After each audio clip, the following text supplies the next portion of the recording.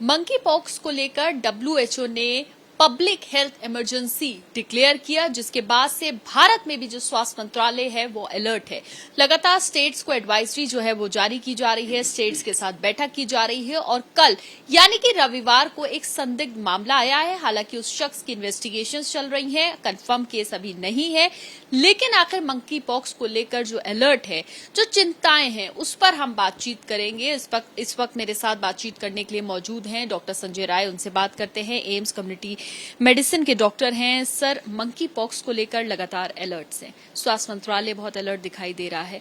आप क्या समझते हैं अभी जो हालात भारत में हैं, क्योंकि अभी कोई कंफर्म केस नहीं है, लेकिन क्या हालात ऐसे हो सकते हैं कि केसेस आए भारत में भी? आपको क्या लगता है? जी हाँ, देखिए, जहाँ तक अलर्ट होने की बात, अच्छी बात है। जब डब्ल्यूएचओ ने public health emergency of international concern इसको डिक्लेयर किया है तो सारे वर्ल्ड के लोगों को करना चाहिए।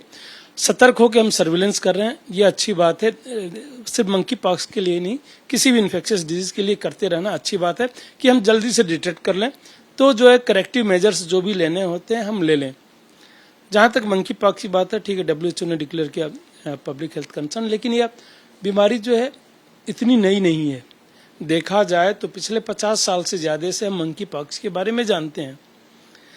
1970 में पहली बार ह्यूमन में एक बच्चे में कांगो में ये हुआ था, डिटेक्ट हुआ था, लेकिन उसके पहले भी जो है एनिमल्स में पाए गए थे। सो ऑलमोस्ट 50-60 से ही जो है मंकी पॉक्स के बारे में पता है। तो जो भी फ्यूचर में मंकी पॉक्स के बारे में अगर हमें कोई संभावना व्यक्त करनी है, तो जो आज तक हमने साक्ष्य जनरेट किए हैं, सो एविडेंस बेस्ड, क्योंकि हम मॉडर्न मेडिसिन को कहते हैं कि एविडेंस बेस्ड मेडिसिन है, तो हमें उस साक्ष्य के बल पे ही कुछ कहना चाहिए कि ये साक्ष्य है, वह करेगा। जैसे किसी भी डिजीज का हम मैनेजमेंट जो करते हैं, बुखार को भी मैनेज करते हैं कि ठीक है पैरास्टामोल दे दो, उससे ठीक हो जाएगा। सेम कैसा मैनेजमेंट है, कितने बढ़ने की संभावना है पूरी दुनिया में, क्या कोविड जैसे तेजी से फैल जाएगा। Public health concern to Covid को भी डिक्लेयर किया गया, लेकिन हम सारा कुछ लॉकडाउन ये सब करने के बाद भी नहीं लगा पाए। ये 50 साल से डिजीज है, फिर भी उस तरीके से कभी नहीं फैला। छिटपुट आउटब्रेक्स हुए, देखा जाए तो कई आउटब्रेक्स हुए हैं, और जैसे सेंट्रल अफ्रीका में और वेस्ट अफ्रीका में, वो दोनों थोड़ी उनकी वैरायटी अलग अलग है। क्लेड जिसको हम कहते हैं, सेंट्रल अफ्रीका की अलग है, वेस्ट अफ्रीका के लिए। सेंट्रल अफ्रीका की थोड़ी सी सीवियरिटी जो है ज्यादा मानी जाती है। वह जो है, जो जैसे कांगो वाला जो क्लेड है, उसमें जो है करीब 3% के आसपास पहले भी था। अभी भी जो आउटब्रेक्स अभी हुए हैं उसमें थोड़ी सी सीवियरिटी ज्यादा है, 3% के आसपास। अदरवाइज ये माइल्ड डिजीज है। माइल्ड डिजीज आप इसको कह रहे हैं। सर, इस डिजीज के सिम्टम्स अगर आम भाषा में समझा जाए तो क्या है? अभी जो संदिग्ध मरीज आ रहे हैं उनमें कैसे सिम्टम्स हैं और जो होते हैं वो कैसे? देखिए, जो इनके सिम्टम्स होते हैं, लक्षण होते हैं, वो बहुत कुछ जो है रिजेंबल करते हैं, मिलते हैं स्मॉल पॉक्स से। लेकिन स्मॉल पॉक्स बहुत ही सीवियर था, उसमें डेथ रेट बहुत ज्यादा थी। तो क्या होते हैं सिम्टम्स, जैसे शरीर में दर्द रहना, ये में उसके बाद जो है फीवर आ जाना, लिम्फेडिनोपैथी में शरीर में गांठ में स्वेलिंग आ जाना, जिसको लिम्फेडिनोपैथी कहते हैं, वो यूजुअली वायरल डिजीज में नहीं होता है, इसमें होता है। और उसके बाद जो है चकते पड़ना शरीर में, और फफोले पड़ना, ब्लिस्टर्स जिनको कहते हैं, उस टाइप का पड़ना। फफोले जो पड़ते हैं वह फेस पे और एक्सट्रीमिटीज पे, मतलब हाथ पैर में, हाथों में ज्यादा होते हैं, इसलिए जो है इनको पहचानना इजी रहता है। कुछ जैसे वायरल डिजीज हैं जिनमें फफोले तो होते हैं बट वो ट्रंक में होते हैं, तो कवर्ड रहता है, तो इसलिए नहीं पहचान पाते। इनको डिटेक्ट करना कंपैरेटिवली इसलिए इजी रहता है। और यूजुअली जो है इंक्यूबेशन पीरियड, मतलब एक बार आपको इन्फेक्शन हो जाता है तो वह जो है करीब 1 से 2 हफ्ते के अंदर, मतलब 6 दिन से लेकर 13 दिन यूजुअली है इंक्यूबेशन पीरियड इनका माना जाता है। उसके भीतर जो है सिम्टम्स अपीयर होने लगते हैं। और इस टाइप के सिम्टम्स अगर हों तो हो सकता है ये हो आपका मंकी पॉक्स, एम पॉक्स हो सकता है आपका जो है कोई और वायरल डिजीज भी, उसमें भी हो सकता है। लेकिन अगर कहीं कांटेक्ट की हिस्ट्री है, क्योंकि बहुत ही क्लोज कांटेक्ट में ये इसकी फैलने की संभावना ज्यादा रहता है, तब हम सस्पेक्ट करते हैं कि एम पॉक्स ही हो सकता है। क्या टेस्ट इसके लिए कराया जाता है? क्या टेस्ट इसके लिए अवेलेबल हैं और कितनी देर का वो प्रोसेस होता है? टेस्ट की रिपोर्ट्स कितनी देर में आती है? इसके बारे में जानकारी। देखिए, हमारे पास टेस्ट हैं, या तो हम एंटीबॉडीज लेवल कर सकते हैं या पीसीआर कर सकते हैं। पीसीआर अवेलेबल है और आप तो कोविड आने के बाद पीसीआर तो इवन डिस्ट्रिक्ट लेवल पे भी अवेलेबल हो गया, तो टेस्ट के पहले अवेलेबिलिटी बहुत बड़ा इशू था टेस्ट की, तो पीसीआर किया जा सकता है, पीसीआर का रिजल्ट सेम डे आ जाता है, एंटीबॉडीज का भी रिजल्ट सेम डे लिया जा सकता है। तो ये 2 टेस्ट अवेलेबल हैं जिनसे जो है हम डिटेक्ट कर सकते हैं, कंफर्म कर सकते हैं कि वह है कि नहीं है। इसके लिए प्रिकॉशंस क्या कुछ हैं? अगर किसी शख्स को इस तरह के सिम्टम्स आते हैं, वो अस्पताल जाता है या नहीं जाता है, फिर टेस्ट कराता है, तो किस तरह के प्रिकॉशंस लेने की खास जरूरत है? जी हाँ, जब भी किसी को फर्स्ट तो एज ए जिम्मेवार नागरिक हमें बनना चाहिए, जिसको भी ये सिम्टम्स आते हैं उनको जो है अपने आप को ही आइसोलेट कर लेना चाहिए।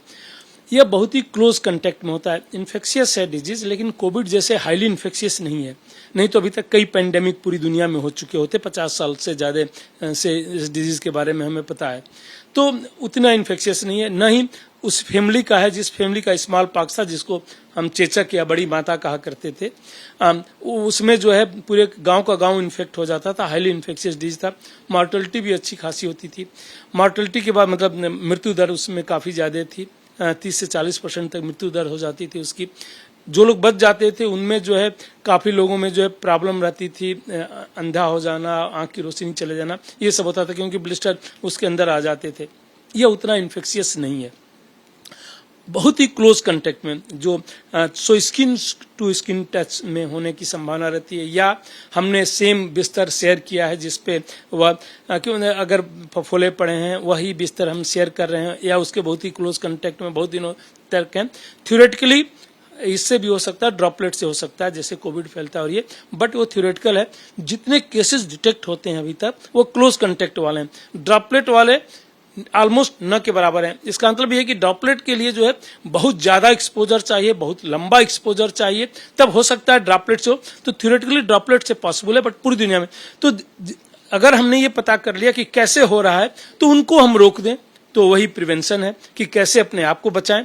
तो पहली तो हो गया कि जिनको हुआ है वो अपने आप को आइसोलेट कर रहे हैं। दूसरा जो भी है इन्फेक्शियस डिजीज का एक प्रोटोकॉल होता है कि कोई इस टाइप की डिजीज होती है उनको हम आइसोलेट कर देते हैं, अलग रखते हैं। अगर हॉस्पिटल में भी आ जाते हैं उनका डायग्नोसिस करते हैं, प्लस उनके जो क्लोज कांटेक्ट में होते हैं उनका भी जो इन्वेस्टिगेशन कर लेते हैं कि उनसे ही दूसरे में फैलने की संभावना होती है।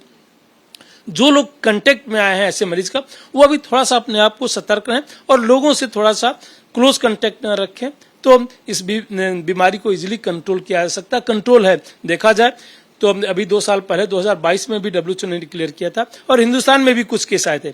तो अभी तो कोई केस नहीं आया, एक सस्पेक्टेड है, एक नहीं अगर 10 भी केस आ जाते हैं तो हमें पैनिक होने की जरूरत नहीं, घबराने की कोई जरूरत नहीं है, क्योंकि उस तरीके के इन्फेक्शियस नहीं है कि कोविड जैसा जो है पूरी समाज में फैल जाएगा, ऐसा कुछ नहीं है। प्लस बहुत ही माइल्ड है, पैनिक क्रिएट ना किया जाए इसको लेकर। सर एक सवाल ये है कि जानकार ऐसा भी कहते हैं जिनको स्मॉल पॉक्स की वैक्सीन लगी है उनको ये बीमारी, ये मंकी पॉक्स नहीं होगा, इस पर आपका क्या कहना है? क्या ऐसा है, और अगर है तो क्यों?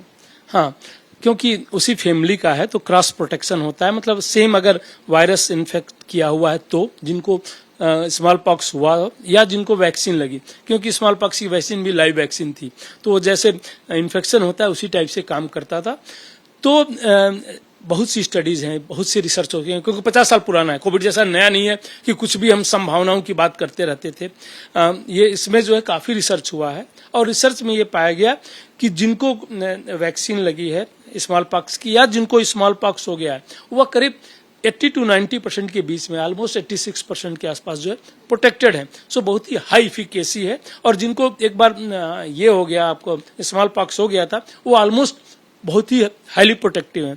सो क्योंकि वह जो है क्रॉस प्रोटेक्शन देता है, वह एंटीबॉडीज अगर आपके शरीर में, या आपका शरीर जो है उसको याद रखा, एंटीबॉडीज नहीं भी हैं बट वो इम्यूनोलॉजिकल मेमोरी है जिसको हम कहते हैं, सेलुलर इम्यूनिटी जिसकी बात करते हैं, वह अगर आपके शरीर में है तो जब भी इस टाइप के वायरस आते हैं तो एंटीबॉडीज बनता है, वो उनको जो है मार देता है।